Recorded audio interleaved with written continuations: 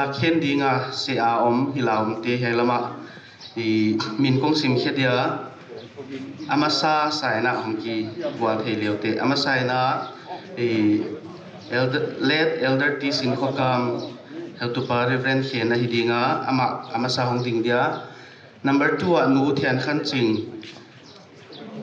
number 3 alaya imu kalamena elder kinzakham 4 late pastor rozakham tanga ding nu name zahoi and abana elder kelian khan thang ai dinga abana late dikon thong khogin tangina pa siamlal abana pa late pa em kham khan thang tangina pa em sing swan lian number 8 elder thang chin hang number 9 pa ning khan lian somna late pa jang khotuan tangina Mr. Thianwan lal 11 elder es hau khu 12 pa pauzalang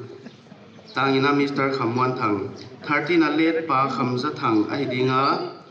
ama tangina Mr. Haula lian 14 Reverend T.S. Thangta 15 Reverend V. Khamthong 16 Pastor M. Khamlian Mam 17 Pastor K. Vung Kham 18 Reverend H. Chinthian Song 19 Pastor K. Zam Khan Swan 20 Reverend H. Thian Khan Muan 21 Reverend Dr. Z. Pamwan Thang 22 Pastor P.L. Thanga 23 Pastor Kam Chin Thang 24 Elder P. Kham Khan Siam le 25 Pastor Z. Pau Khan Siam ahidinga adang mi pitena neochik helam hongnai lai leo te poilo de hi ikinai jektinga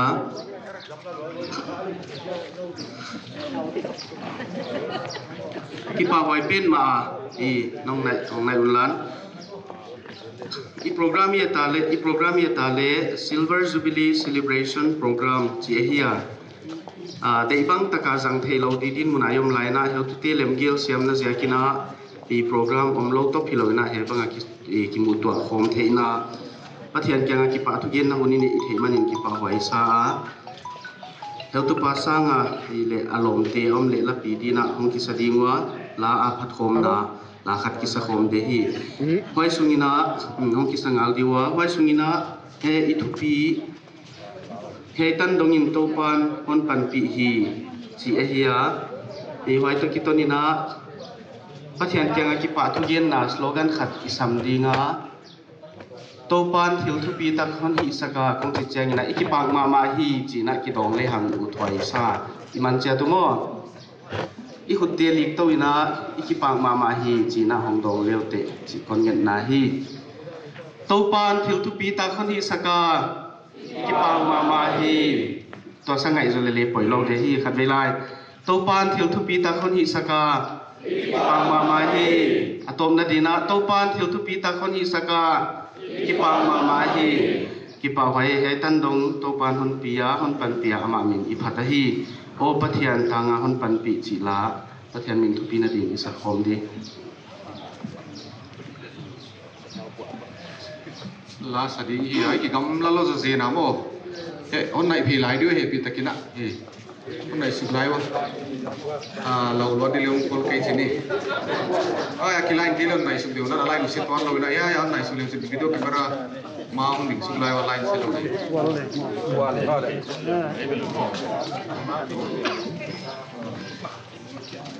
ke zalen takina lai se ding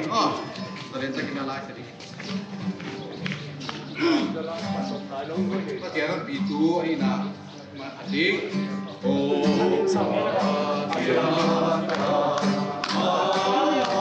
Matiang kalametu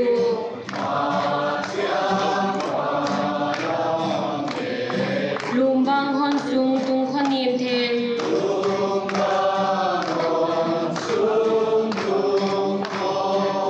kum so in hoi nang ma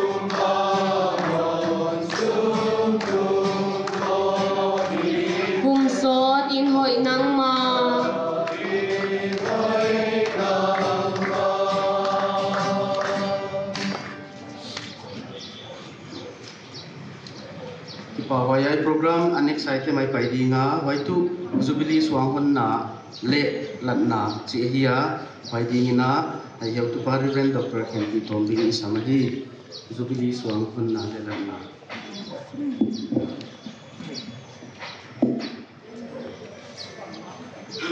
Samuel khatna kung sagi ta som ni kuchin Samuelin suang la a mispa le shem ki kala apuda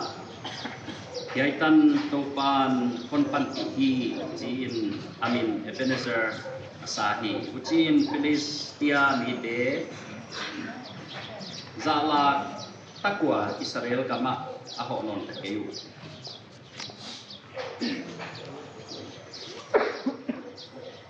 tuina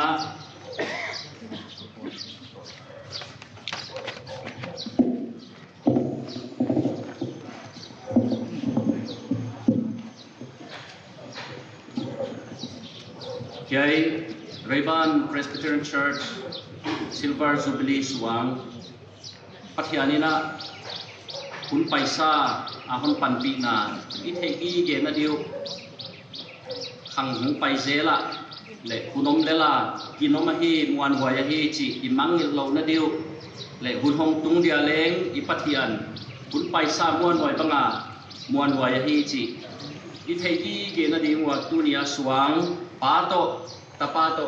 kasiang kominina to hongahi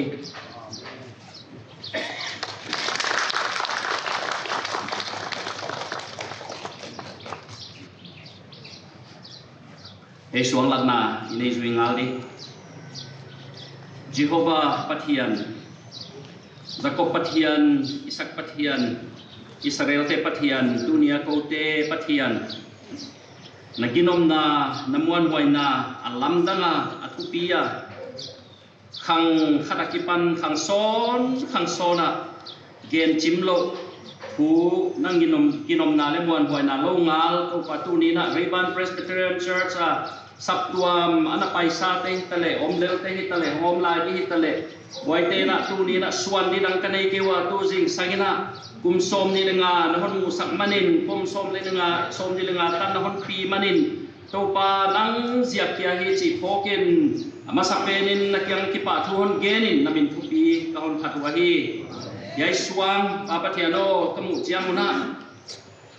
abek takina upalam te ana pai hinsa te bang ana nasepteu athupi dan khang thak hon piana hi chi te hon phok saka kuana topa ka koltan na kipana zalen na nahon musak yai suanga kipana nang ma ginom na kamu nau hiya setan thang kipana nang ma Jesu Kristin hon tat hiak na asyang tholo te nahon suk siang na meidil pai lai di te van gam hon tut na hon phok sak tu nang Jesu Christ nang pathian tak na hi hon phok saka ka khel na wa kipana hon tan pathian na hi chi hon phok sak tu suang hi dingin to pa hiai na kuda ka hon la na hi tua kya hilon pa pathian tom chik ka hi wa kipana tu ni chianga insani wal hon tun pathian akinom amuan hoi pathian na hi chi hon phok sak tu hi dingin leng to pa tu nin kai suang nang na hon zat sak dingin na ka hon nge no hi neu chi ka kipan lian pi hon tun pathian tom chi ka kipan tampi hon tun pathian hatlo chi ka kipana hata tunia mite phok phaka hon koi pathian laphuak tuina leibuya kipan hon lam towa chia asak banga leibuya kipana bangma lowa hon lam towa hiaitan hon tun pathian simmo hoya kipana pa ta kham chinga hon tun pathian yai saptuam ngien tu saptuam beidong saptuam akipana tunia petu saptuam hon sua tunia bidang tehu thea missionary sol the saptuam hon sua dibu kakipana building tan hon tun amuan hoi pathian chi hon phok sak suang hidingin to pana hepina hon nge na nakuta hon la na hi yai suang kamu chiangun na thupi na kiamu dingin hon panpin yai suang kamu chiangun naginom na namuan hoi na khang paisa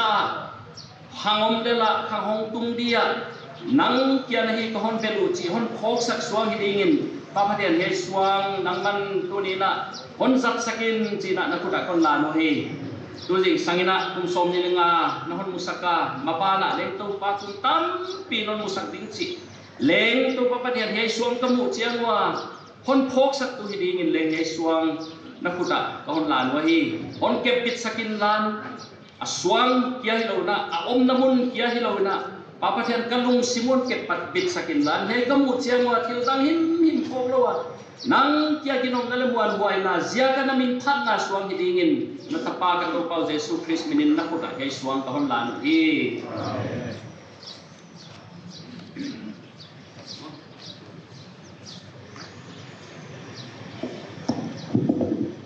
Dahil muna item thum inaya matila kani izota tuina athum na zubili da khet na chi ahia I toila tila ka he alen di ha podi ini aki se pamau te pai to diwa kuchina da khet na zui dia hi da hien zo te biakin sunga lun ngal di chi ahia hien zo te ngin zo chang ina mi pi tiang zui lu ta cha khol lo program pan zui ngal di hi tuina zubili da khet na pathian min thu pi na ding in le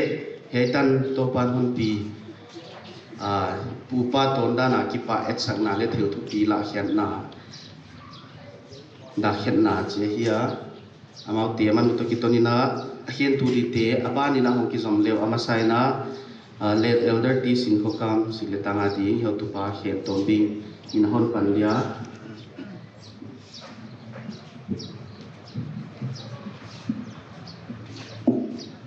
abana nu thian khan ching wali nong ki sang nu ching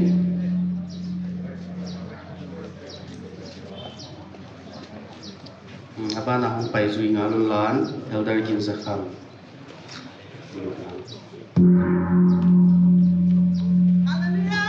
amen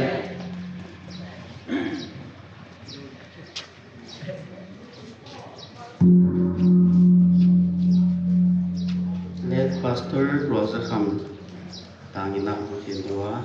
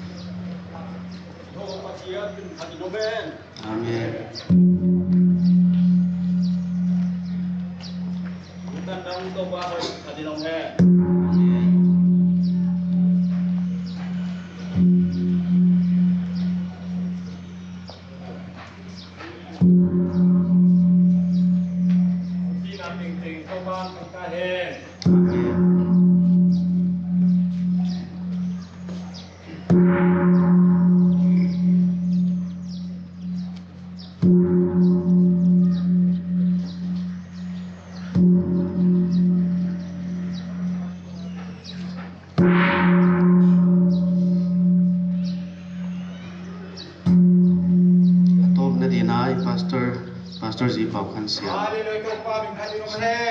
Amen Topan thupi na tanghen la tuina mi PTO lina ilem tan dan bang ina biakina ikizui luti nga program sunzom di hi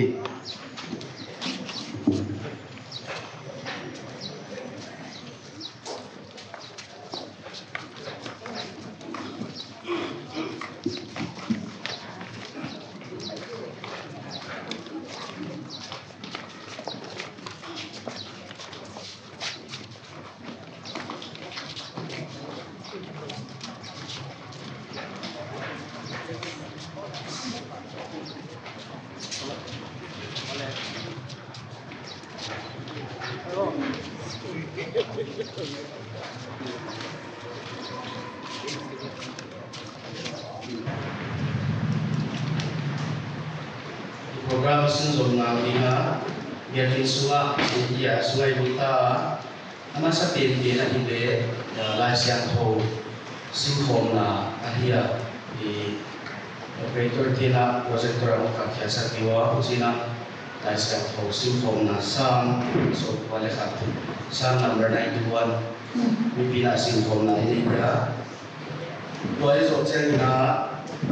tumpan na thun na elder emeritus H. Kwamson inongnay suwina dehi screen lang aman takade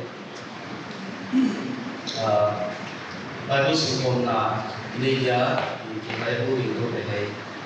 speaker pengalaman.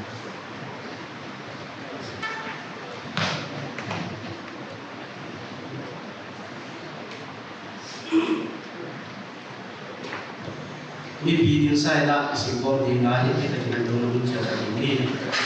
screen mantap simple saya sama soal balik akun cincin jangan naik langsung lagi. Some numbers of balikan na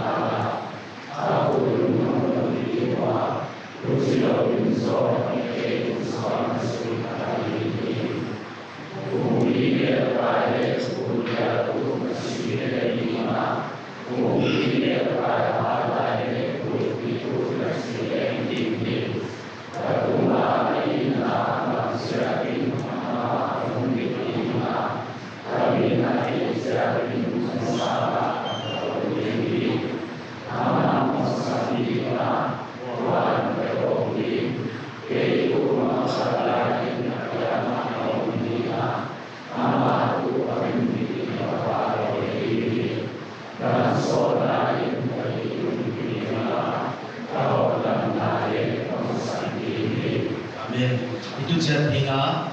under H. Kwamson pernah beri lagi. Mana di rumah penang pembawa kecil. Dari depan kesenang ten bopa. Tu dina tapi keputih tapi apa namanya mangla mare amat tahu. Mereka satu Jublir berdoa. Nekeri ina nang ulai kubela hepi hija alakam. Menurut dalam periode kuadin dan pakaian dah sudah heci ketiwa namun pun pertua. Wana rupa tu dina ia reban satuan anak manusia tu dina kan. Bangsa yang dina nak yang mana sangka himale tu dina suan mengeluar. Amal tang adi pedi di bangun hampir lagi dia boleh tu dia ija namrai. Aum dia nam dia kehe nam dia kede bahi upina lepas tu na awan dia bahi. Wana tupa tu dia program he nam program he đây cũng là program phải có về thế là cả khát hiya nắm mắt pin là cả rồi là tăng in lan apura kipa này na ông cái này na nó khác gì mà cũng ông mà cái gì là hôn làm bao câu sĩ ca sĩ cái đâu bao giờ sự quyết định của mình program bala la ko na chi ya yo ka sa hai mun kai no ya ko pa mi khan na di la sa ko ni ife ka din sa mai na sa le chi ni ki cha ding a do pai khan na di na ni di phan na zai lan sa ding dum dam na ku ye ding le ki ve in le ga te ya mu min to pa mu ko ko ma kai fun tai san lo di Atta zai ai sa Lungam na thui yên yên lên cùng về lên ai tê yang nguyện tô qua na hôn cơ tòa hôn mà cái hôn tai sang lâu đi hồi na hàng lâu Hallelujah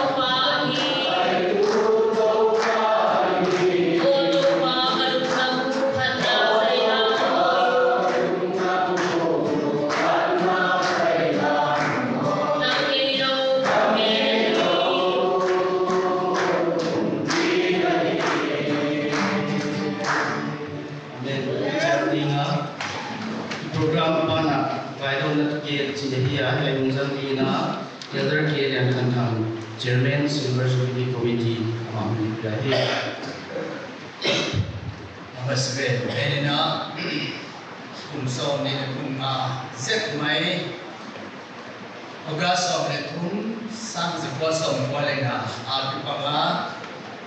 Tulitan pa ogasom ni kumsani som di. Onkai pia. Hasan datang pite laka malsom datang pite laka sabdo mi pinyai za mai penusak iba pacian masabe benina tupina te patoi kate bintang nate impiahi wana ani nani na dunia revan sabdo makipanga Silver Jubilee Celebration Committee te na chinglo te na pemsiap na te uhi chane ngai te kina na hong te lo thewa ke pa pe mawa lo te ting ting le dunia mimpi hong pai hong te ting ting Revan Sabtuam Celebration Committee siletang na sibai ke pulang ina kapan bukai pakai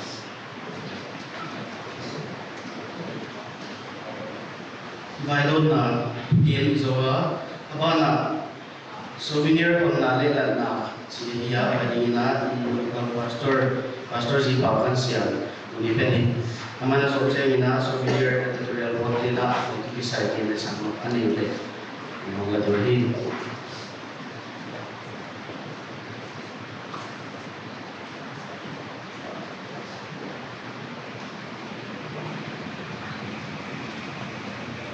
Sabtuam maka itu masate na haksan na musim na simmo na noise na ta ina tua ga to pa mena na tua ki ama usul luma to pa sabtuam te hon fo soli silvar Jubilee tan hon pi tuma savini boltia Vuazona boleh bermutu, tuan sulit pak kali zoom, ngai tuan ahun itu tu buat tu dipat, kerja amin kepada, wajib zuina sabtuam kami tu, abi doa, tu buat pina pak tu natan sen na, tu buat pok sen na, Silver Jubilee pok thang na, maban kal suan na, maban na, lamzan na, hina din. Silver Jubilee Sabini Manglo di Sabtuam Kamtu Manglo di Pato Tapato Kasyam Tuto Minin Kaumahi Amen.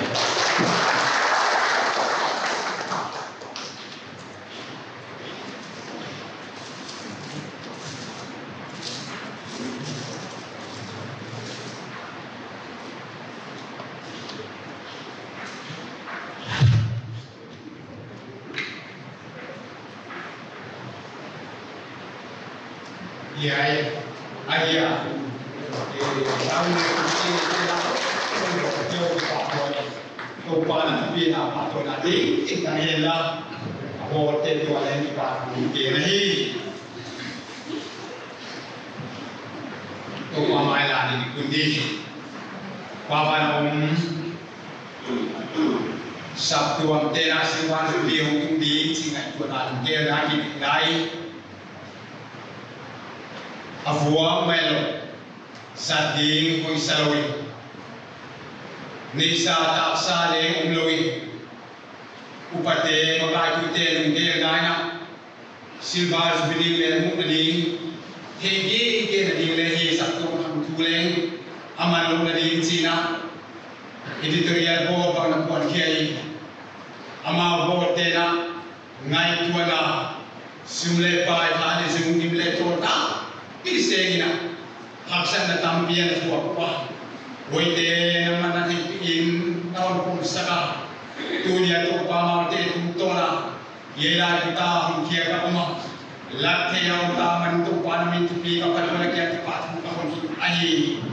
Papa na Yela po tuisikta kan siya kang wan mangtiya Messi kan siya kang mangtiya kan hindi rin siya kati siya tayo siya tinalaga nang manhun pit sakilla hon pit sakilla namin pina dinga hi a asuma tuom tete ina sing kutela kalama kipana nang man makal suana italam na hiya nakapo na atan na pahiya natupina namon pia ko pa ko na namon pia ko namin ile ta om sere di lai bu ye sawini bili sawini nakuda ahulla ahi naman buwan zo sakilla nasab ko tiari kam ko man lawna gunong pai se ninga leng golden jubilee tan bang ai kere diamond jubilee tan bang leng ko pa hela winte ni to di na oi ka ke pita uma anei tute ang tute na leng to pa ke pita yesu ma tu kigirte tu to na tu pila natana asin tute te inte na to pa kalam le san ma buat so na adon na nangakipana nahi zale nagatan na ahina na one azare hindi la usiang konon kung sakin sinare na puta pangula ahi tulia la uswatia kon tia la tiong ta sira yeta na mon wal so pi zero di pat ben kupina pat wele te ina mon ben nang kira kupina tantang gira kuton si na puton la kawan nam tu betul kau Yesus Kristus ini kawan tu bahi. Amin.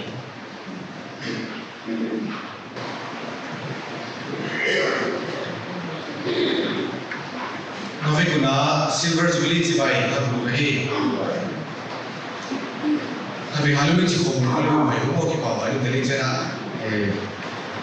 Tuhan aku yang manfaat biar cibang.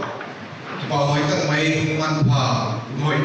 Kipi lengkala isang thea pinlo ina silver jubilee isang thea wana hallelujah amen hallelujah amen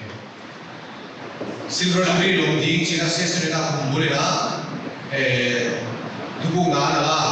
china session mai na silver jubilee celebration committee on bol hiya ina silver jubilee celebration committee suwa anwai so no na souvenir editorial board on board kinonwa waya member li akipa hiyo ni bene ile souvenir kula na le presentation sauro nei ni kahi ya member li umte kahi ule elder bi khamkhan siam om mona ni sa bola ki elder kipi balansa ki ya namlian mang samte ona nemi tobing babai to sunga pastor ma kaina tan mun tom tom kan ki bom sonwa pasiam kan siamina chief editor hina hamla ona ken editor hina laina ona bidang tegel ni mave nemina joint editor hina hamla hi dunia ki pawai sa jamia mukhi ai souvenir romom bien pathian ma kaina paten kan bina to he mom pia kia hi ji kia ki pawai sa sa paten ki patu riana orai souvenir hi pe zale somedum apa asunga message tambi akhirna message auma message geltu bangsa oma wana sabdom kan chin akiriko ta sabdom kan chin to kisaina ya tunina di bangsa tenun tambi laiwa wana ilengai tambi tenun na bangsa tenun pai santa mulai mai bang bisa tunina himaya bangsa de mere muthia ma de zakina pathen ipatan ki pawe de hi mo tunina sabdom reban presbyterian sabdom di khiata Cina record akibola akim pe kol ke mai ti aki mala ta bi sanga se pa som wale li na pe la ke pana ana tu to da teule sanga se pa som wale ga am ni kia da lu lam to ma ana ki kum form je lu ja church starting committee ko ana ki bolu Cina church starting committee ong di kia na wai te him na te ba ya ita ko sa ka Cina koi ti kia lo ki di kia ku ga in aumma sa te founding family Cina ya ko ta ki bola in so ki le ya tan sin tam lo ko koi ti ati pa na ring to an da te ne ning ning isim di kan chai thi li ko ta ki bola ya ya yi bong khan na hi ya wana ba na sabtuam sunga pastor anong katitik ting inta ni telebia tui tele lokal ni tele tu ni cianga sangat sebab sombal lagi pana tu ni tanam awam hari wana department tuam tuama dan komite sangat sebab sombal lagi pana tu ni tanam de akim te pak pena aki hari male abis kita office bearer de akim tampia di male member eka komite member eka record kita kim zaulo kim na siam siam ni kim thi to pam ki ai kai ti ngai siam dinga kim thi ro de kha ngai siam ni na kon ni ai ni ma la hi thi to ba kim thi dinga na kai ko siam siam ha mun ti ta lang ai wana wai bana bong nang kha no na wai tu article kha pakai perbi nato man kha tak mai som le bua au ma bi tuam te na on gel wana obituary section omno na bong nang kata obituary ji chang na sabtoma ana paisa te bokhang na dinga asungkwan te na yai souvenir tampi sungtapi ki sekai na panpi na lai ko mina sponsor ko mina hon hi sakwa ba te ringa le thugela sungkwan te na ani tan takwa a design te o mahi sikon le le la dinga wana photo gallery omno na limna tuam to design na limna ka aki collect mga yung tumas sa teke le waya sa kata ko sompale sa sila sang ile citan pati le aki ko ay wala afan sa mama ay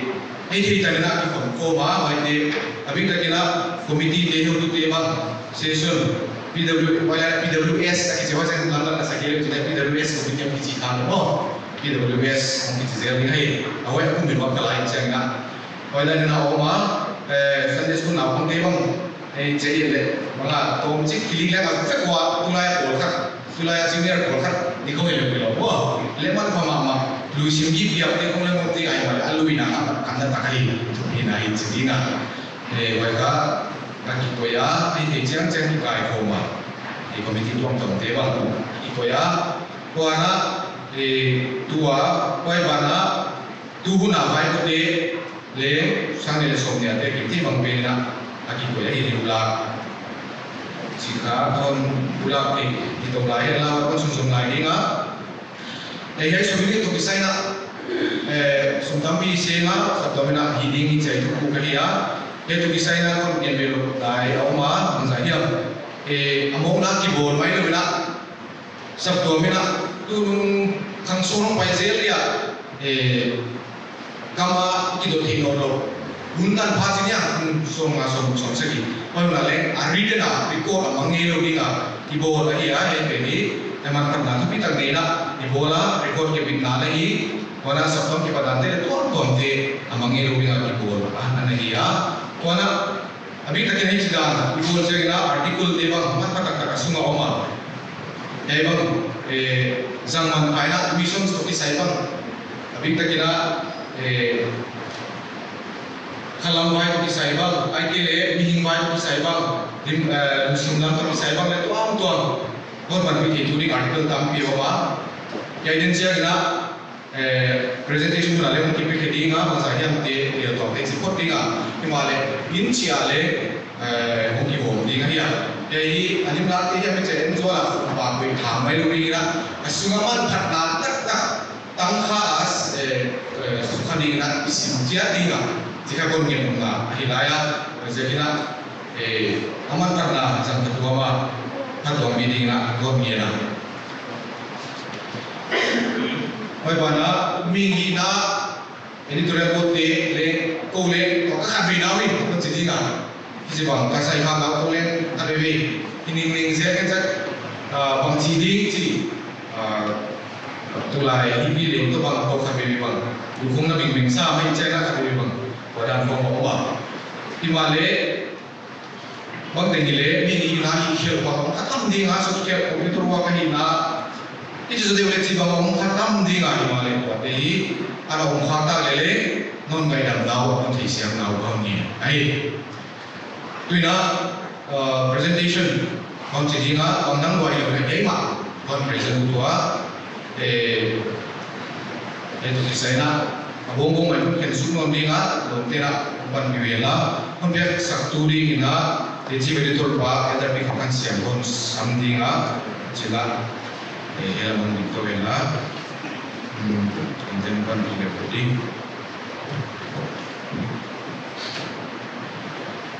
Masai na message som Jilsa Reverend Dr. Henry Tobing Pahila na sa kela eka message som Jilsa kya lagi luna obituary ya bangsahian semua teman sore na elamon dalam buat saja kita bawa isa patut dia lagi. Pada misi yang kita sama Reverend Dr. Pamuan Tang.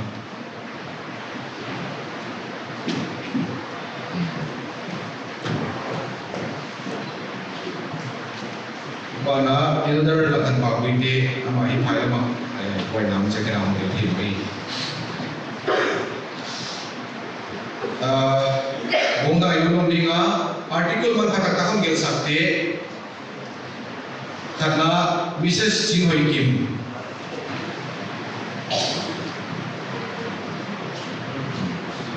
Mrs. Jin Swan Sing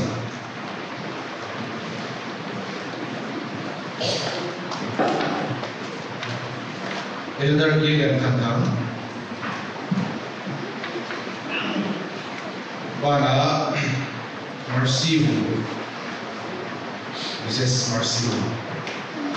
Apa itu kau nahi? Kamu apa ni? Anu kau na? Artikel yang sekua, orang mau tak kena, kau itu kau mina.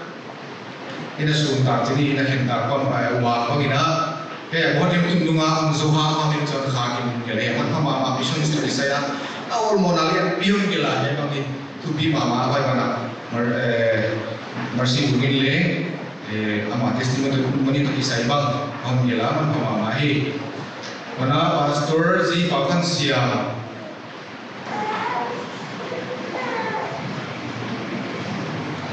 Pastor kisah tansuan.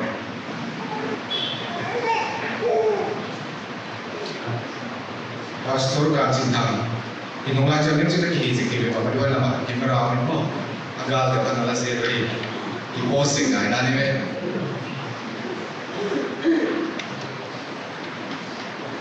Pastor di kes yang balte, alat sakit itu sudah deh. Mai station nama mai tinggal. Reverend V. Kampo,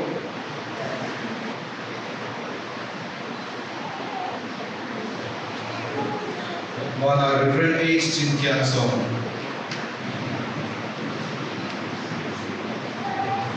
Reverend H. Tian Wan,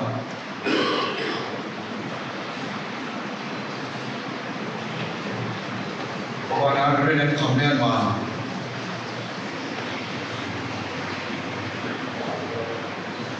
Mrs. Victoria Tombing, Mrs. Abana, Mrs. Sando, mana Mrs. N. Masti Kim,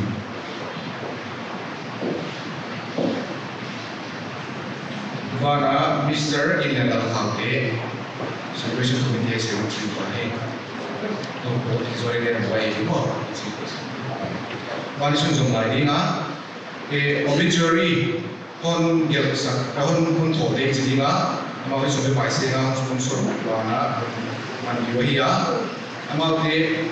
tahun geno katu tuatan saat ini kan ada bolatan di ngomong mai kan repeat kalau di gaya saya di bang mai saya bisa mungkin na di malam saya curi kon thode karena pagin cinta ya tahu bis dia cinta kita di mana baik Pak angkan ku terpau timuan, timuan atau timuan. Orang tadi nggak baik.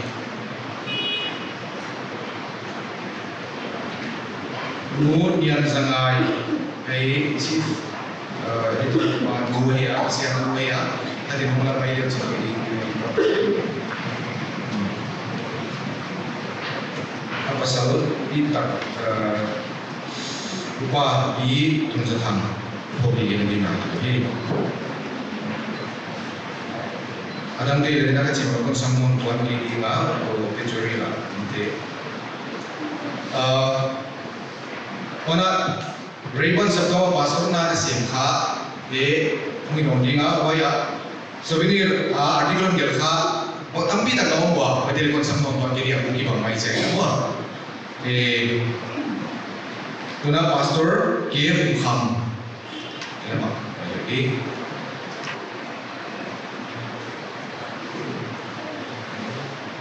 Reverend D.S. Thamta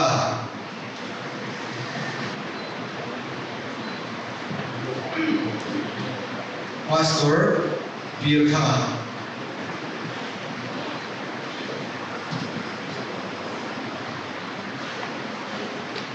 Atom na lang ba? Ako yung mama Diego Lucy na niya founder sa Toma founder de na makay kumasa kon mo lang sa mga mga tayo mga tang hindi na mga lingwa wala na kasi mawala founder lang kaya mga tayo article gel wang kaya ko to opportunity tayo ng mga sa kon sa mundo ang kini nga alis kay so kompleto check na ng sahi hindi nga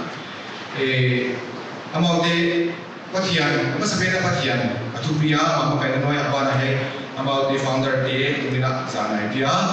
amao de present meeting ay masay na elder Ginzakam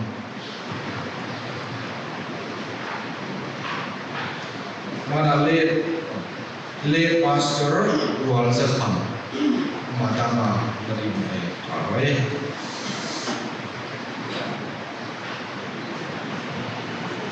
late Ibon Thong Hokin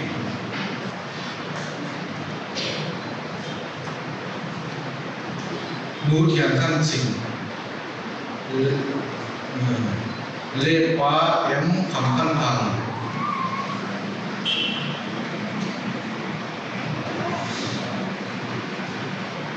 Elder Thang Chin Ha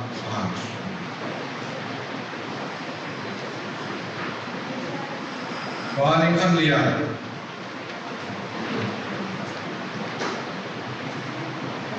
Le Pa Sam Phutuan Elder S. Ha Phu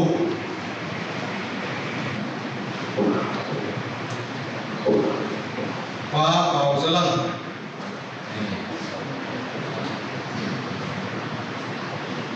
Le Pa Kham Sa Thang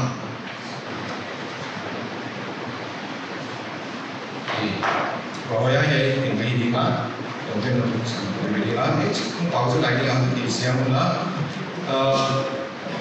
khi mà thu kia là một cái gì đó mà souvenir board sẽ xin ta cái đó session đi tụi khi mà thu kia đó chúng ta biết cái đó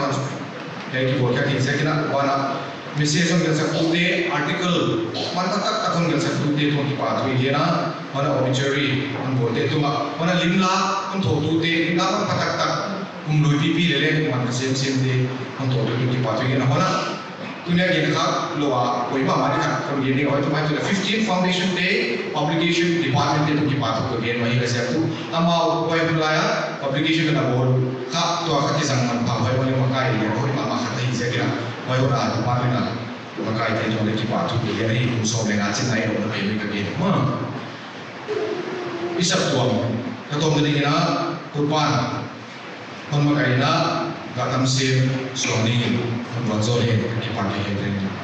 tadi na kazole Abana jubilee message udia sakti na Reverend Dr. Sri Papa ang isang ni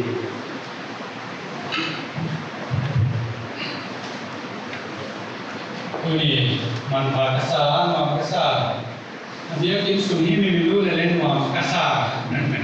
dia kim lalu na soal tanya jangan, dia kim sun mau le ngai dah tuai, luang kasa tuai program kia lagi loh na, dia kim David nanti apa nahi, wai David tu dia tekong, dia kim kong tua le tak le mantai dah kong ini, waktu kita mau tu ni mau kasar kita awal kasama maya di souvenir ena lingga ko di bang dibuang enwa so palinga kuma pilih tuang de akan tuan tuang de mua bagian sa history board tu ia Why history bona la ka ei te ka apart ipan tha ki man tha isa biak taki abik taki na hi history bol te da to ma political history am tinga kele social history am tinga kele mana economic agriculture to am de kele re why ke te la ka man tha chu pathian lal gam bol le history ipan tha ki man tha isa pathian min ni pat ye kunina Jubilee lomi chiang na la siang lo kon san ding le Jubilee to kisah yang dengan kita siap ke lo le de ka su so ni le nga na Jubilee lo i ja ke nai ya bien lo ke lo a hia tiu nang mun nang teng sa ga le a relevant pe na ki tua pe ji le ha ki kya lo mo ni nga so ke ya concept the fulfillment ahi bochin na Jesu Christ am ke lam te ko kun thak la ma leng tam tim mu thei ding ma ni le leng tu ni na yai to sai ma Leviticus kum som ni leng ma na pan sanina ye leng mo ko ka sa ma je ki na ye tiu ni akoi mo oi ni na ke leng sia ke sa hi Leviticus kum som ni leng ma tan ya ta pa ni na som ni le ya tan ko sim dinga sao sim duan na ni le leng ahun na ti khai yang koi mo a hi chi na hi ta lang mo ta hi pathian noi ngai ke di kol kum sagi na sim dia kum sagi mun sagi ai di kol kum sagi sum kum so ni le koi di hi wai ki khasagi ni so ni te kul ngai takin na bia mo sak dia kilem na ni in gam teng la te kul na bia mo sak di hi kum so na ki pa pi di mo gam sun tenga wai a teng te tianga no le na tu na kwang di hi no wa di ni na Jubilee dia miti in no ma wa chia na ni no di mu miti ama in kwa na te no di nga hi wai kum som na pe no wa ding in Jubilee dia bangma na chi ke ding wa ko le na la ke ding wa ke pro grep ga le na lo di mai ke gam la ka cha ko mo grep ka hi le ne mai te tan ka na la ro di ma hi ye hi Jubilee dia ke no wa ding in siang ko wai dia na lo wa te ka te na ni ding ko hi ye Jubilee kum mi chi ke na ama na pe ki no ni mu ahi na in beng te ke na baniam na kota na in beng te ke na baniam na le in le ki henin in na lem tang in na san ni mu ai ke Jubilee ki kum za bang zelin na in beng te ke na le dia bu le pa tun kum tam da kum zuin na kia na azwa beng ahi akum tan da kum zui zelin aman na kan sak dia akum tom da kum zuin aman na kiam sakti ahi bule ba tun kum tam dum zui na kiam na suakla ahi ngala na ki ke ding ahi ke ya na pathian na la bi ahi ke to pa na pathian ahi ngala wai sia in ka to se te zuin ka bai ho te na kom ding ahi pucin wai ka ma bit takin na ding ni mu hi gamin ka aswa dia niang le ta ya ni nata di mua bit takin nabat te di mu hi ai le akum saki kumin man kan ta di mua ngai di bang ma la ki chi ke wa ka thil tum te la kan kala sam ke wa na chi bule akum bu kumin ka wa zo na kum wa kum di ku ka pe dia kum thum sunga di ka aso di hi akum ya kumin bu na chi di mua hai chi na koi sumun ku lui te na ni di mua kum kwa kum tan aung thak non ma ta ni na lui te na ni di hi ta ko na dia gam pe kot de di ngai ke gam na ke ya hinga la no te mi kwa ko lo le na hi hi na gam lo teng ma tat ki na ha di mu hi na u na on ngen yen te agam ken tak zuak le ta na nai pi ahum tuan wa Una gamzuak sa atan di ngahi. Min taksa dini mi nei game ma le. Ahong na ba ka tat na khop ane le. Azwa kumsu hela azwa na pa kya na le. Kya na aba tenon he. Kucin agam alwa non di. Ama ada tat kya ke non. Atat kya ke non ke akot sa pe jubili kumtane. Ale pa ko ta mela jubili kumin. Din abot non dia amagam alok non di jadi lupa ke pan pinayen di lupa tu nina akung som na cinna ge ma leleng subili min lowina akung som ni ga cinna lowina riban satuang na tian na lam tua lupa tu ni subili ga na kisaya konsep legela principle jadi ngamang dia ute pansanina natuta kinong pila kujing sangin nangmain tuang kuang sakin napan tinangin korban Yesus Kristus kontuni amin kumzabi sani kumzabi san kumzabi soni bei kum le sani le 21st century Ludi ngai kisat lain nahi ilang ni na po ikalong dong kaya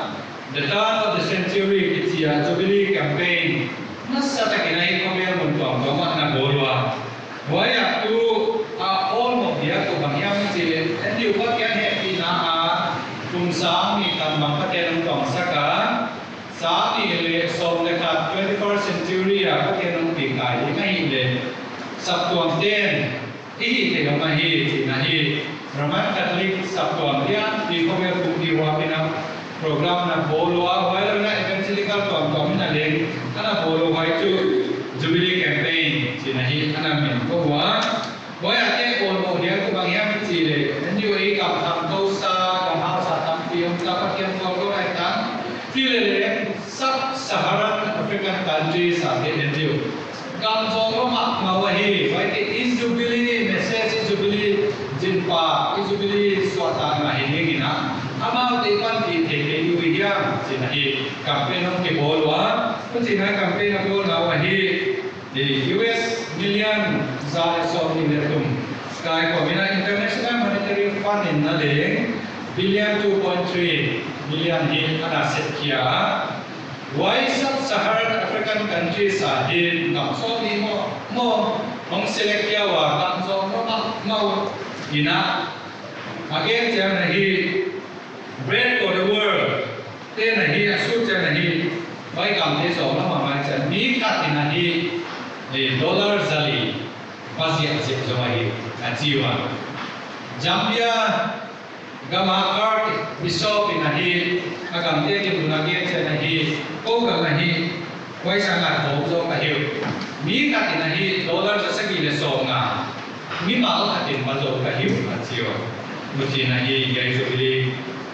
komina hi yai gam te tan ki na hi chi pang na set na pan ko na pan kewa US million jale som ni le tumde international monetary fund apan na hi million 2.3 ana kai ko hi koi ni nai parla sa parla arab kita gina sa tua lengi ma le bil mal takapan na la ana campaign Myanmar, Pope John Paul II ban, Dalai Lama ban, Desmond Tutu ban ai kele YouTube bono ke chi pop singer min thangma ma le Stevie Wonder bai te ko na hi panana na ana mak ta ke panana la hi uchina hiai jubilee concept jubilee idea sa minahi gamna pi ta ke nahi ana di campaign wa ana pantiwa tampi ta kinaleng tampan na ana pahi kutima bena aneu je dewam kai simden i society a la kaleng jubilee tampi ta kinalon wa agolin jubilee centenary pangai na lom tawa wana silver diamond chi de pangai tampi nomwa ye concept di pai pi tampi na ma tampi ma ilde i khatwa pi a hi chi hi ki mu the ai ki pa ka hi ila sha kana sin sang ma ba na hi zalen na kum leibak sambat chia ka zalen kan na kamana man so sam te tas te dia king no na hun le ni ma kala kilen do na tom tom te ban le ti tinga dam na hun le ti kisu dam na hun na hi a chia he pa jam pa bu ka na ki ho ka bu so la hi aman ke sai ke tel kha na a ti chi bang zu li lo ma ka pan ka na ki ngai dam tam pe na ka te tu mi amin again kaina a de lak son ki ngai dam o ma hi ang sia he he ana hi pi na ma ma we ka cha man na ma pol pi sung ni ta le e mun ko ta ma ki sam thai men na na ka te la ko na tu na ki hoi ma ma hi ka sia ye hi ei te le bai ni na ani akha de te zo a ching pol ke me te ba ko ni na tu som na chỉ ilele why concept why principle zan ki hinga ye bang ham tan na itan ngai cho le han hi ke isap to mina le isep te kom din kan na ko ye hi bi mal mala le isep te kom din kan na ko ye hi ye bang de hi ahun bi chau zan ngai lo na atak ta ka ima mai le sem te din ki mal le ku thai ka sa hi ame se sa lu nai lo se se na hi chia na bang kon na bo la hi hey ya ya ilai siang tau sim pan san na hi thil ni ke le ko thai ka sa a thana zale na ni hi ya ya ai ilai siang tau kon sim pe na hi bang dia me chin nok le tu kwa kon na chia proclamation of liberty I have proclaim liberty le na chi na lai siang tau English translation ke ta ta liberty freedom a ki sam ko to sima hi le ka ya ya liberty ang sa na hi zalen na so ta na ki piao chi na lang pan de wa hi en su le han lai sa ko mai in su ding ha ta na ko hiam ka tin aga zo kian sa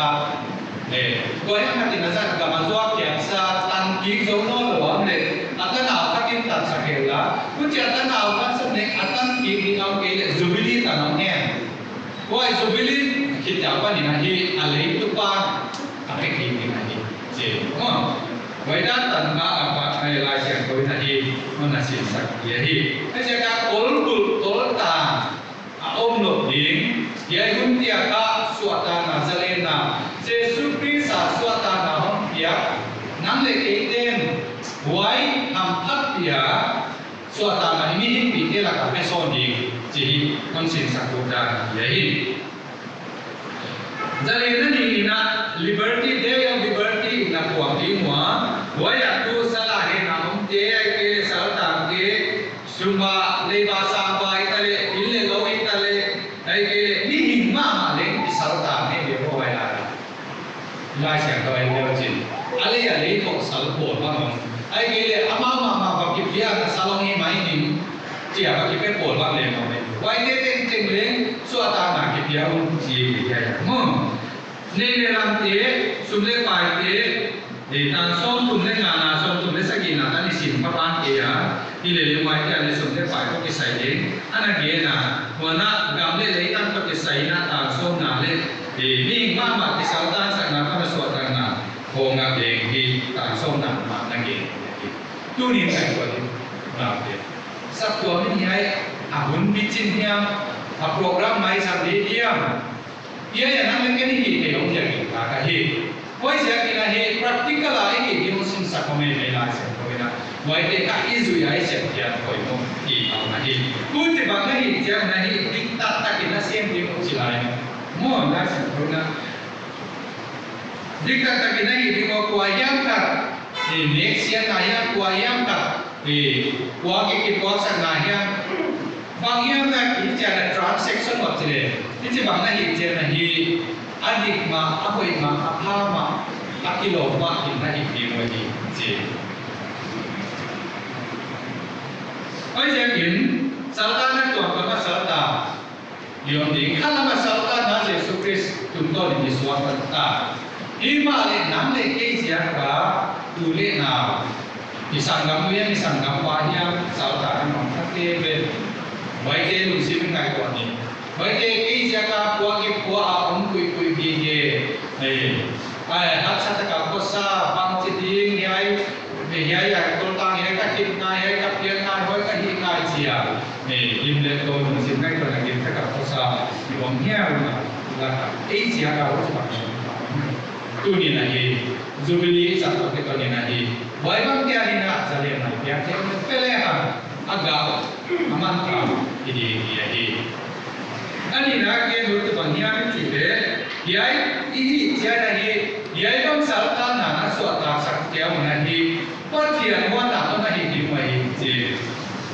ta xong về kia ta văn phòng thì là nhìn này leo tiền hiện tại thì mỗi gia đình ta chút xịt để rồi nhìn cái bài hôm nay là phòng tiếng một mà hi mỗi tin mỗi cái mà bị ta nhìn là tiếng đi một hi gamin ga aswa dia niang le taya nein kata dia wa bin takin na ba ke một hi ai le ya ye be mo ai le akung sa ki ko min bang tan ta di mo kum sa ki al ke ji lo di ga che mo wai wai ta le mo akung sa ki ko min bang tan ta di mo ngai di bang ma la ka ji ke wa ka thil tum ke wala kala sa ke wa na ji bule akung bu kumina ka bua zo na na tum di ku ka te dia tum sunga di ga aso di che mo akum kya ko min bu na chi ki wa hai chi na poi sum wa bu lui te na ni di wa kum kwa tan a hom thak non ma ta ni a lui te bu lui te na ni di tu ni na ta tia mo na to ye hi di mo ni le ba sa mo mi ngai lam ni ya i sa ngai lam te leng kan ke ma ko lo ding na mo ka mo na chi ka jen jen ni ye ke lu kham na wa ye abang pak lobol kalau cara hiwa lobol society hiwa tu kuma abu tu kuma ai kum nona dia hiwa ising na wa wai bang hin dia lung khawai be kare mai ma iti na izubili lo mai ma le bang ka ton de ya chen ji we ka de kuma iti ni kum sa ya ji lo de ni na kum sa ya ti me le tu lo la de le le chen khát về lo ইয়ার পান সাজেন যে লে কুমে খাতুন নাই নাম সেকে আকেরি কুপ না দিয়া নো বয় পাতাপ না নে বে সরে লে কুম খাত বুজি নতি কে না কি কে কে নে কুম বয় নি সা ka hi boi ka pa ke ni do ke chu lum kan ke yun akum kumina ka bua zo na ka so ring je ni na ke ko ni akum kumina ka bua zo na ta tum ni in bu ka pe dia wai na tum na tham ti mong pe di ka hi tu ni na ngai ko ni pa tia ni na til hi ding am pun ka ti hi sia ka ta sam mang bang lung tia yang pa ni pa tia ni thei wai ti lung kham na le ke hi imam pa na le ke hi ki le wai teng hu di ni na hi akum kumina hi bua zo na kon pe di nga kwa ta ni na hi na an lu yu na ne la ni ma hi chi tu ni pa tia ni mo ka mia Jubilee lo ba le ye kan pa tia ni om pi kai chia pa tia tu ma ki pa na ni ya ka ta la na bi le tu ni ngai ko ni ye kan pa na om pi te pa tia a hi chi ma ya jo so le ka le tu ma pa tia tu ngam na ma le anam so le ka te tu pa tia tam pai na ma tu ma hiya ni chi le jo so le ka le min ye kan pa tia nong kun nong pi tu ma hi in pa tia lung kim sak pe ma le hang a ba no pi dia ni chi muai de wa ile la dam te na mu tu ba ga le ye kan nong pi tu nga wa ya me o pe i ba mi mu te ale te te to wai tan mu tu ni na wai tan kya mu tha yung tha le pa tia ni tu ma kan pai ka ye kan pa tia nong pi tu le aban golem Jubilee lo di le lamen ke mo dai mo le lamen ke centenary le lamen ke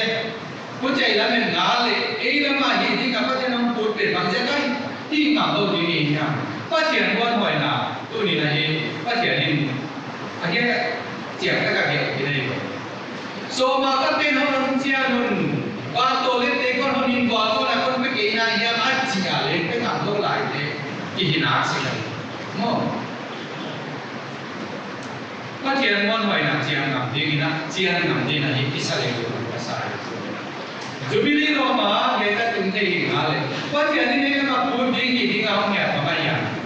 nang zia ka ko ya ka tim ai ko sa ba to la om le tu ni na na hi thei le swa da na ke thei le pe pe le han pa thiền ni akum wa na ta na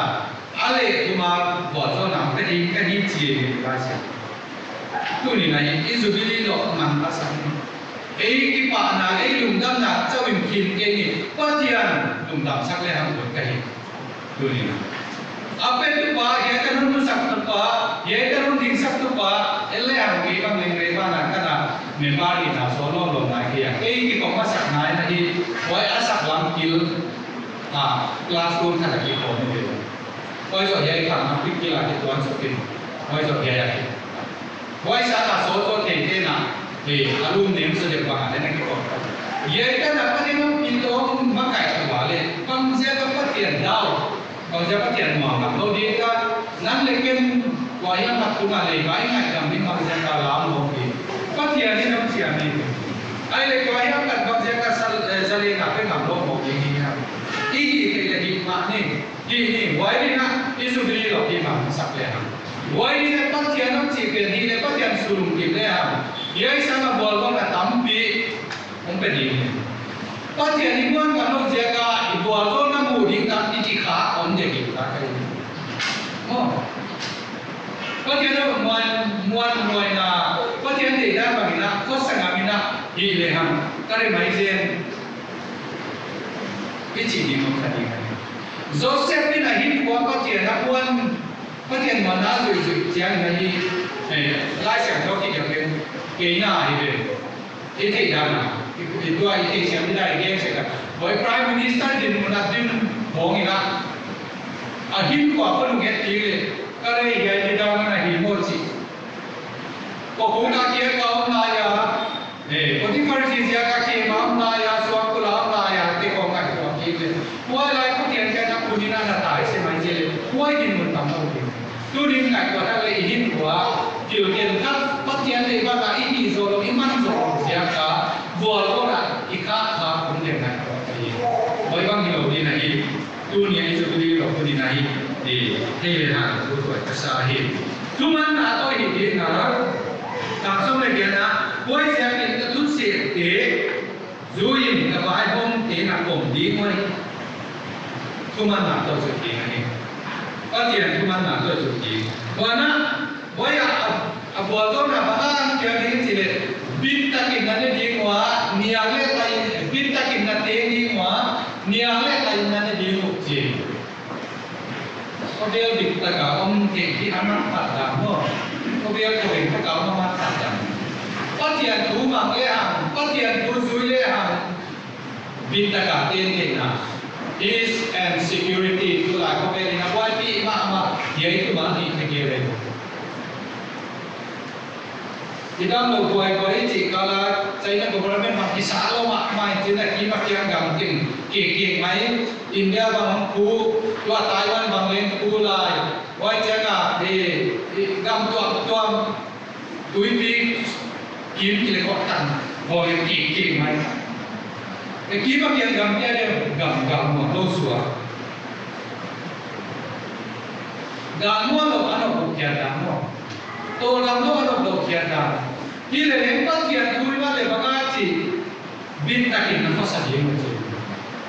gì thao tăng tiền mà nó phát triển Việt Nam tiền gì nào phát triển Việt Nam tiền gì vậy và nó nhiều cái tay nó đi một gì ini sa ilang sa chỉ diện mà để bằng để alim ala này được cái nó không tăng nhiều cái phát triển nó sẽ được bây giờ kiến tu ni na cái na phát triển không ăn nai gì đấy à vợ cho nó cũng ăn lệ thùng à chỉ tu ni na vợ cho nó cũng cái gì vợ nó cũng ăn nai gì ai đấy kita kena có sản phẩm quá nhiều cái tay mình đi vậy anh chị đi tu ni này jubilee lo di mana sản phẩm phát triển này thì nào bây giờ tăng tiền lên ấy là mà thì đi xem đi ngắm của tổng tiền xem cái ngắm đi của cái ngắm đi à không ăn mặc tôi rồi đi này kuning ikitia hi tuban kuitan sadarin kuat sakai Pamaya Jubilee message mantap ngakia itu patu kita bikin ini program abana session ini kunci kunci kat awama dan dengan pastor Pak Samadi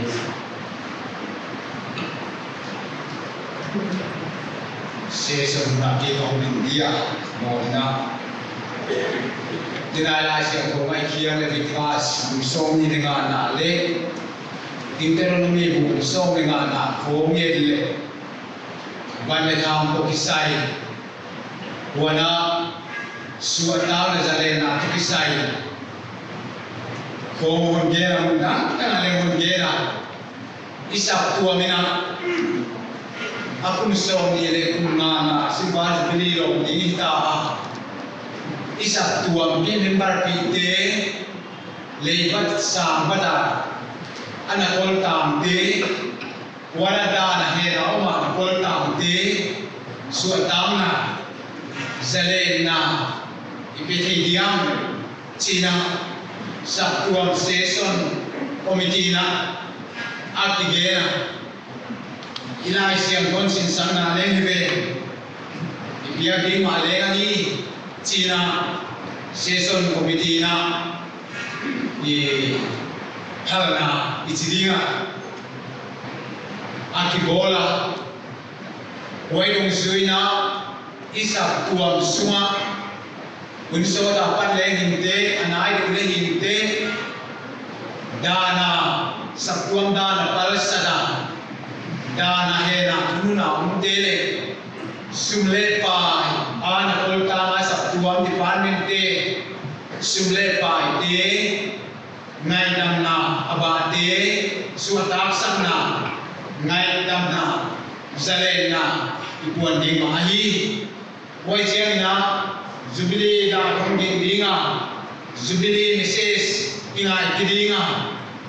in hele la dingo China ibuna miso minte hele kia ding vai akibom bung suina turin beban presbyterian saktua kumso ni le kumna achinto kitoni le Jubilee da ikeda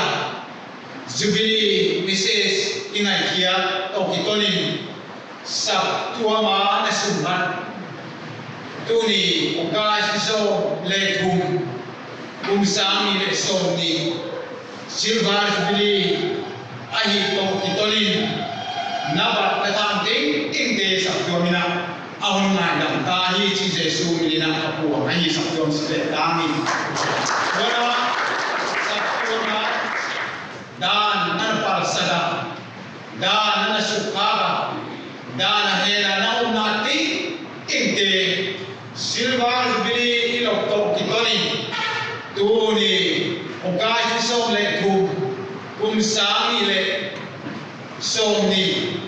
silver Jubilee da ikeda me silver Jubilee message na kiyato kitoni dan hena naunati imu Yesus Kristus milina hi zale le ta si le ka ko ai sa to sikin wai dia din zale din Kristus suam ta sabta din kipulla boy ha pula zota non keun to pa mai di pa man kasalta naw mema sala na ta naw Kato bang Yesus Kristus kunton Jubilee da namun kena nahol suap saka nahol zale saka kaki pa ko ne kaki pa tu kage wa namin kapat ahi buji reban presbyterian sabtua sa ka ko so kwale nga ana kipuin tu sa ni so ni o guys ni so le kum ni na silman Jubilee lo ki Sabtuam sumatupa lebat ha batu kisaya sarta bang dan sukham sega dan hera na uma sarta tebang Sabtuam tena ngai dam ding ngai dam na puan ding chian ge nu zui kauna ke wiso ni te bale tham to kisaya ai kele da to kisaya hi zale na su ta sa na thu na min loi ka po tao boy je kin to pa ma lu ta he nai tam na tam ta Jesus Christ na nai tam ta hi chia ki pa na lu no na hamon ani na isa kin na Yesu bar bili to pa hi zale na tao che alung tang to to pa na man thu ge lai chi na le na kia na thu ai Yesu zale na pia ka on tu suiwa khel bu na li azal na li khel na ka se ma hi ro na li number hum ki dilla ken ki dilla sab tuam te tu to na man zale na hum ki ta na hi chi na ni pa na ki na tan na hi he la wala pa wa om sab tuam te na he na ho sem thea kau na te utuma Yesu zale na so ta na pu na hom pon sa na tung to na kira tu pina pa to na tan na sab tuam te na kalam ne salam buat zona khale sa ki belan na kau na te bi ta ga to ngai da mong te na ki pa na lung nom na le kamu na di ta ne na ga di na sa ta ga so na sab tuam te ali na po mo boy au ni ni mun akhala mo na man pila bit sa ginla asaw leng ke mila bitinla le bol zola le wan bol zola te tan sa nin na di na sa ta ga so isa nin china ma wa ni ta thu sa kai uji to ba he bang na ko se kia na sa tuam te na hon ko ya tu ni a jubili da na sa tuam te na ke ni ko ya na tu to ni na ama ngai da ma uma hi sare na te ting te na to ba kisat he na kilet sana ichupi sana na lo to pa si ai to pa na sa tuam te tum to na da na he na kana on ngai na ma lebat tha pada kan tolta na on ngai dama on suap ta saga hi zale na unta kai ye zale na din ipa boy ha kola ta no lo ni to ba ha na on pe chi din na on pa to ya na min tupi na pe din alung ta wale nang thu ge ni chi na ge na ma wa ni thu min ta ho ge sa mo nei ujin sa to te ipum khan na ki na itwa na pan ko na ne na kumanga na sema na ron bola ka so din kha mun ka gen bin ye ba na ho se do ze din ne un bin chi tu ne ba se su atia na sa to te na kha ko na kha be na no ta sa ke pa be ni tu pi na pa to ya na ma hu bi ai ka hon na tu ka to pa Jesus Christ ni na ku ma hi amen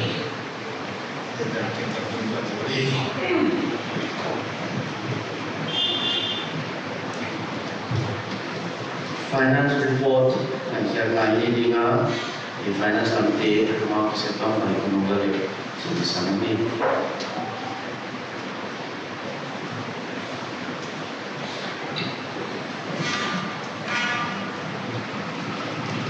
Betandum Opan Nampi Marina Amasana Kenkiala Patona Pinate Yahi Bagaimana sesuatu bahwa mana finance department ni siapa, waya treasurer na pahu esah bahaya di finance kemudian kedua, boleh kaji pengkom na tanah hiwa, berarti komiti de tuan dapat kajian pada memang menurut dia program itu komiti seperti itu lah. Jadi, tom jika dia tidak itu adalah ini semula lama. Sesuatu yang seperti itu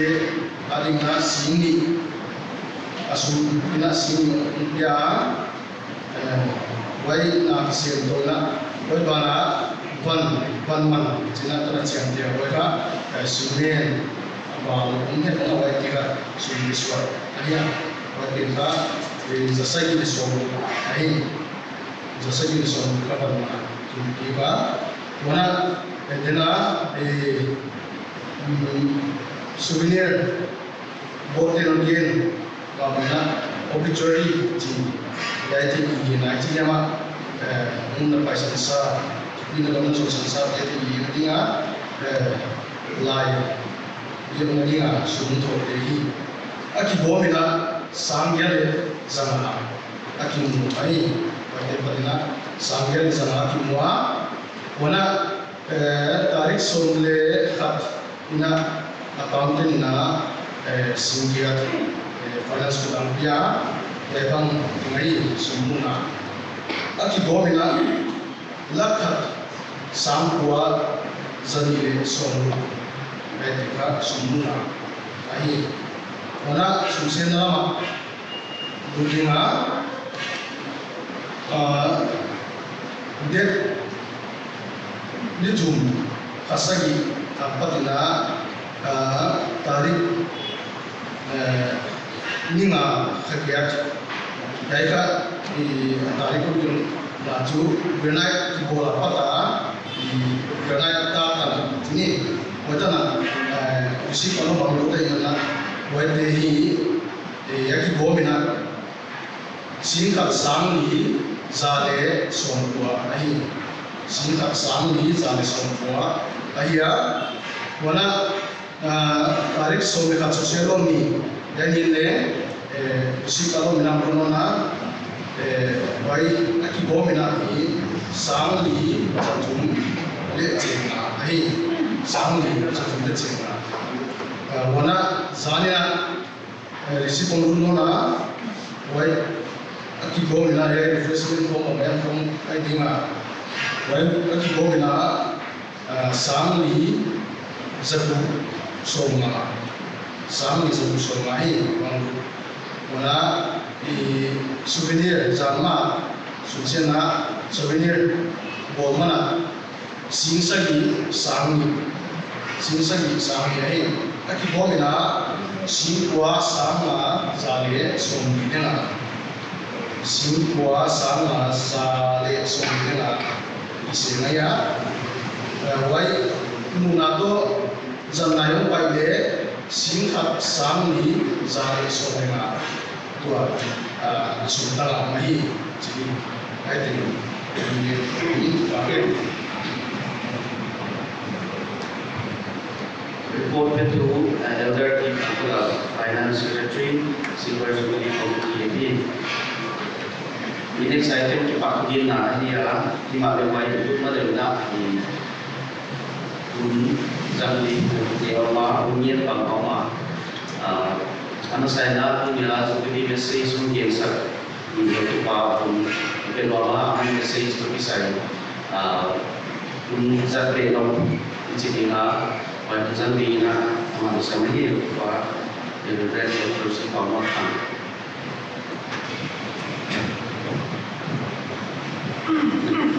Sesante jadi itu di kasar telah jumlah kasar ya, mereka kei tugen lagi kisah korna apa nak terus ten buat dia ini lagi dia kasar sesam yang dipan kayu utama masih kena ikan le keisum ambaka kau dapat dipakai sesam ini sa hi kamu biar baik kita ni Jubilee untuk kita ni om di sini om lai tengah Jubilee untuk kita ni dengan dalam tarikh ini Pak Wajib masuk di saya bang ini tua bang di yang akan yang saya kata tua bang ngày năm nhưng mà tất cả dân cũng giống dân lệ cũng chỉ là thì cũng công chức thì hồng xoa thì cũng chỉ một khách thì mình cũng là cái gì mà nina cũng hồng xoa là gì ông tua lâu thì lệ elder thằng sinh hàng nina công chức biên mà thì các dân cũng chỉ là một phần kia đó rồi cái nhân viên dân thì là tham gia sang thì elder thằng sinh hàng có hả thì công chức hồng dân thì tổng trị những chút đẹp mà sản phẩm thì son có để là tiền son có để sản phẩm thì là phát triển sổ và tàn đến cái cái chú tôi lại có hỏi là chú thông tin sự cái thông tin thế bắt sản xuất cũng như thế chúng ta nó sản xuất có được xong có lý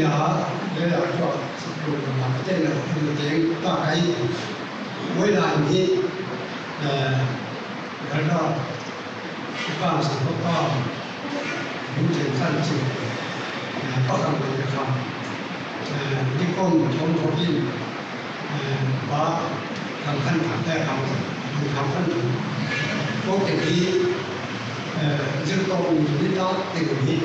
ช่วยทำมากันหนึ่งสิ่งเพราะอย่างนี้เขามีไม่ทำเป็นนี้nếu không có sự phát triển này thìเขาไม่ทำที่นี้ไม่ได้นี้ความสำคัญที่ว่าถ้าทำในเรื่องนั้นนั้นดูทำไมmình đang làm có điều nó sẽ tới là nó nằm trong cái nó có chuẩn ý có chuẩn ảnh riêng nên các này có chuẩn ý cho các này có chuẩn ý mình làm sao cái ý trên là đi chỉ mấy lẽ là mấy căn phòng ở đây cái sắc cùng dùng hết phân đạo những cái này các chuyện này không những cái gì chẳng hạn mong những người là cái dấu hiệu sắc phải được bảo vệ có cái gì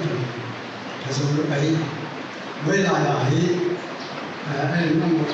cái cái rồi là cái bằng chuyện ai là cái quan trọng cái gì chung còn là cái gì trên cái có một cái gì là cái gì cái ấy là cái sẽ cũng là so với những cái chiều hay là có hắn ngồi có trên hiện tại sinh hoạt trên là mấy người ta phải đi tìm những cái gì mà những quan điểm đó có thể là cảm thấy dùng nhiều số những cái gì mình chỉ nghĩ cái gì rồi là chúng ta mình chỉ cần đến không cái đó nó còn rồi là cái sắp tới những cái nó sắp tới nó như thế là cái principle của nó như là cái gì mà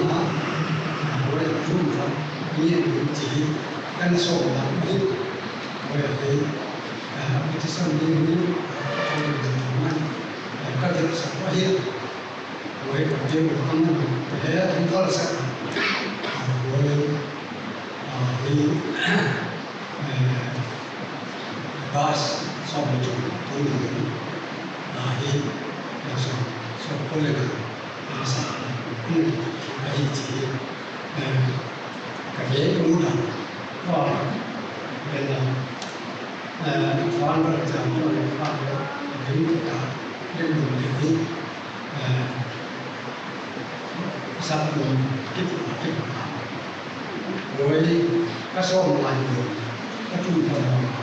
là chưa phát triển mỗi gì so phát triển mình mấy ngày cũng phải một giờ rồi hoàn thành cái gì để thì sắp luôn cái gì cũng đã có thể để cũng cũng thành phát triển sai chúng ta cũng có cái chỉ một cái gì đó để Ipatukin na Mr. Ilialaw, Secretary Supervisory Committee. Nama Isamdi na Tuazo Jai na Rehan Sabtuang Sungapan na Williamson sa Titeng Sun na Play Program Kam na Unsan Tingna Rehan Isihan Song. Mambiyan Ipatukin na Committee Secretary Committee Tahi.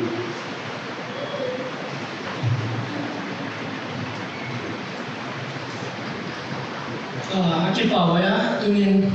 dai kovil hunhaksa pongkala program jang thelo big bed din mona tum the hi line na pathianin konjang te san kui kuya paijang pathian te la ki pa thu ye masahe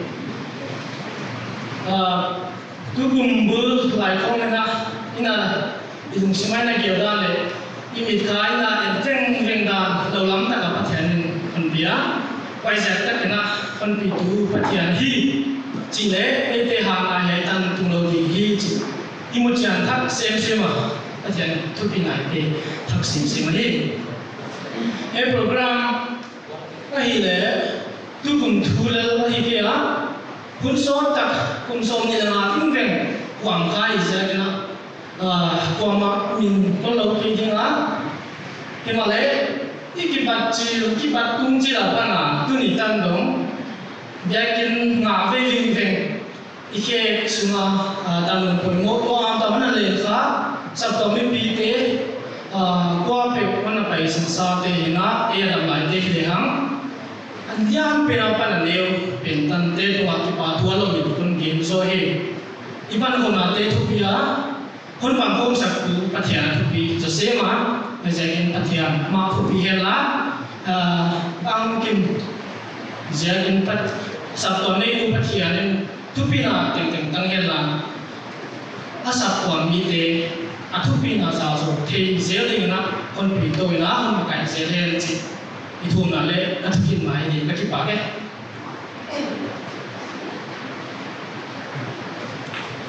Satuan ibu kita pernah tunjuk tanah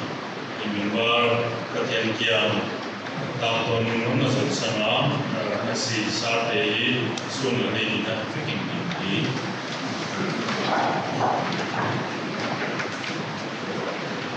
umsom ni lena paisa ina satuan katian ina yunau ke tau cik untuk ina satuan menadin kiam Kuni jangan tapi ya wazona on biar ayat wazona te itam ko ina yunau di masa yang den kupi nagam onzat sana on si santau amal de suna medingina udumit esin usalo patian mai kuni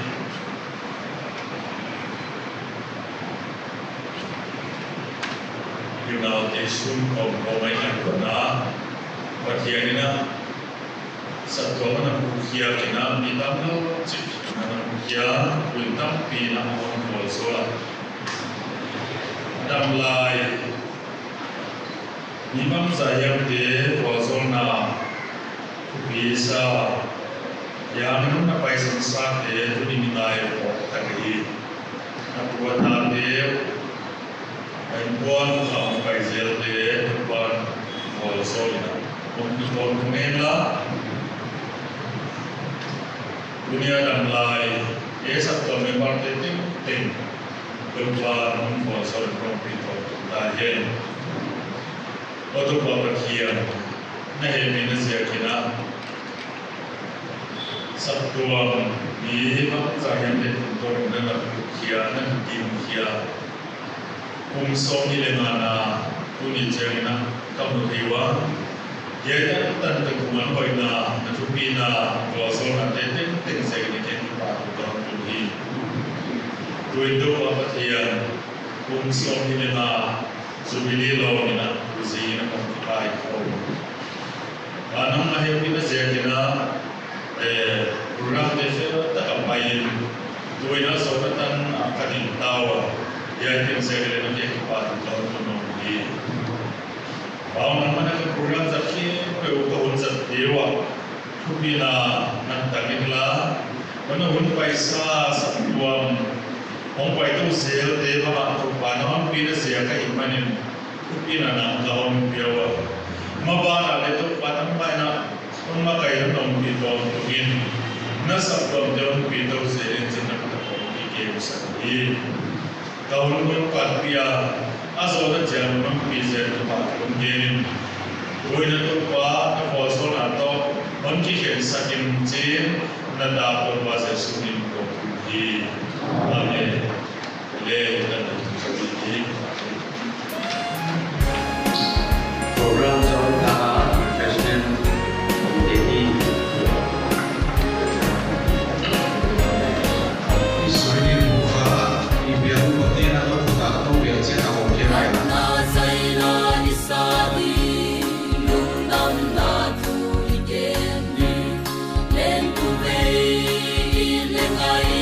Hãy